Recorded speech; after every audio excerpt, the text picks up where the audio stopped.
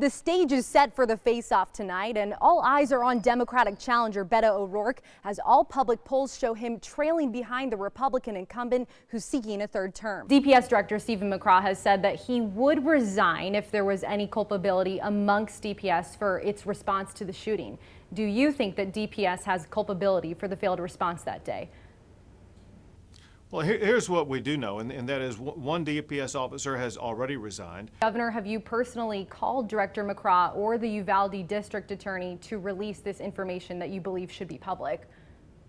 Listen, I've been publicly clear by making public statements repeatedly. This is where election judges from across Harris County are going to be bringing those physical paper ballots and these scans. South Texas is also one of those areas that is a traditional Democratic stronghold. So Republicans, like the governor, are feeling pretty confident that they can pick up a lot of votes here. And drawing from context, there was definitely a lot of red meat issues that drove the headlines: fights over abortion, transgender rights, the election laws. You're looking at just one step of what makes certifying election results a lengthy process. No major damage reported in Central Texas, but this creek behind me flooded to its highest level since 2015, pouring over out here onto this busy street in downtown Austin during peak rush hour. The families acknowledged that a lot of the information they've received about officers' response that day has been brought to light from media leaks. McCraw again deflected, saying that the district attorney in Uvalde has instructed him to not release any information from that day. You're right, Jayla. I spoke with the state senator from Uvalde who has been pushing for transparency since the beginning, and he says even once we get this preliminary report, it still might not give us all the details we need to know what happened that day. What remains is a hollow feeling in our gut as we drive through our sleepy downtown, which quickly turns to pain and anger. Speaking from a White House event Monday in celebration of historic gun legislation, Uvalde's sole pediatrician reminded Americans what their community still needs. Seek the truth, transparency, and ultimately accountability. They might be one step closer to getting some answers with the upcoming release of the House Investigative Committee's preliminary report, plus 77 minutes of footage from a hallway camera inside Robb Elementary that day. It's a good beginning step, but it's not the full story. On Tuesday, the full hallway video was leaked, showing how the gunman entered and what law enforcement did and did not do. It's not going to give us any indication as to who really, if anybody, was in charge. Uvalde State Senator Democrat Roland Gutierrez is suing Texas DPS over his unfulfilled records requests. Until we get all of the information and all of the body cam footage, we will not accept what is being shown to us. The governor also called for the hallway video to be released at a Monday event in Dallas. The public has a right to know. If the governor wants accountability, then he should demand full accountability, not a little hallway video. Caught in the political debate over what to release, the people of Uvalde, they took their frustration to the streets last week. This sign reading, "Protect and Serve," failed. Together, we're trying to get them the answers that they need. Okay, so Monica, what happens next exactly after this report goes public? Well, the committee members are hoping it's going to provide some context to that video that the public has already seen. Details like one of the police officers who was in the hallway seen looking at his phone. One of the committee members already said online that that was the husband of one of the teachers inside who was communicating with him. So this report will provide some of those details, but as you heard from Senator Gutierrez, this isn't the full picture. There are still a lot of records requests that need to be filled, stuff like the 911 calls and the body cam footage. So it is a preliminary report and only one aspect of this investigation, Jayla. Texas students are lagging behind in the classroom. According to newly released results from this year's STAR exams, only about half of Texas students met their grade level standard in English 1. Low literacy rates have really been a problem for years, and that's why our Monica Madden sought some solutions. Hi, Brett. Robert, that's right. And I'm going to take you inside one of the Barbara Bush Foundation's programs that's aiming to eradicate literacy gaps in Texas and in America. We got to see the program in action at the end of the school year. Inside Mrs. Kajaka's makeshift classroom, Are y'all ready? Yeah. you'll find students like third grader Leanne. Great Britain. Great Britain. but also a big kid from high school. One more page. The duo met every week of the school year to help improve Leanne's reading skills. She helped me read more. It's been really fun. Her pronunciation of words has gotten way better, and I'm really proud of her for that. Leanne and Alyssa are part of the Barbara Bush Foundation's Teen Trendsetter program. It pairs older students with younger ones who are reading 4 months or more behind their grade level. Students who aren't reading proficiently by the end of 3rd grade are 4 times more likely to drop out of school. If I want things to be great for my students in high school, then we better start building that foundation in elementary school. Kathy Kajaka is a high school teacher who's been running a Dallas area Teen Trendsetter program for 5 years. This is just my happy place. She says her students started at least 6 months behind where they were supposed to be reading last fall. It just saddens me that we are having kids sort of fall through the cracks. Unfortunately, Texas is not doing so well. That's British Robinson, president and CEO of the Barbara Bush Foundation. This affects every aspect of our life. It's a social issue, it's an economic issue, it's an equity issue, and it's multi-generational. It's why Robinson hopes to expand programs like Teen Trendsetters to more school districts in Texas and beyond. It's been wildly successful. A 5-year analysis of Teen Trendsetters showed mentees progressed 1 grade level or more in reading after 7 months in the program. Oh, y'all are amazing. At the end of the year, I'm really gonna miss her.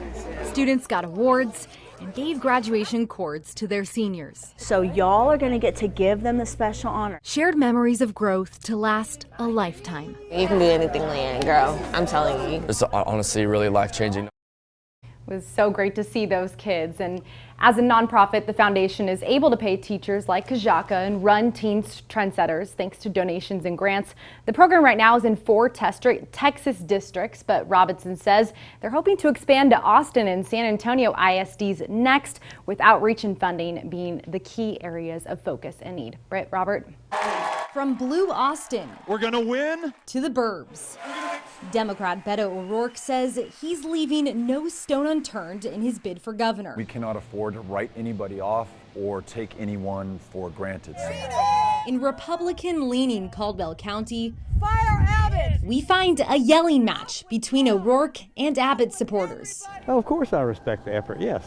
They believe what they believe, and I believe what I believe. Hecklers greeted O'Rourke on several events during his Drive for Texas tour. It's going to be a cold day in hell before he's ever a viable candidate in Texas. And Beto has confronted them back. It may be funny to you, but it's not funny to me, okay? But the Democratic hopeful is not deterred by critics. In fact, he's hoping to convert a few. A woman's right, our very democracy, our kids' ability to survive the school year, all are under attack.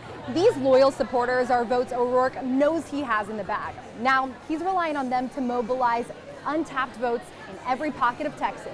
He's tapping volunteers like Colby Wright. Great if I could change someone's mind, but it's easier to influence a mind that hasn't made a decision yet. We need all the help we can get. And Alice Wilson. The state has been Republican for so long that people don't feel like their vote matters, but this year we know it does. Analysts say O'Rourke will have a harder time with the conservative base, sure to turn out for incumbent Governor Greg Abbott. This is O'Rourke's 3rd campaign, so there's fewer independent voters to sway and almost no Republican voters to sway. The very people who've been drawn out of our democracy will provide the margin of victory. And as students return to the classroom for the first time today, you can see these fences still being built to add that extra layer of security. The district also said that it will provide extra counselors and emotional support dogs to help with the nerves.